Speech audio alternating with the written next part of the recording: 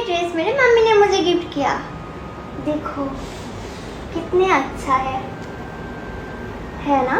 तो पॉकेट भी है, यहाँ पर एक पॉकेट, यहाँ पर एक पॉकेट। তোর আর কি কমু ওই সমেশ কইছে না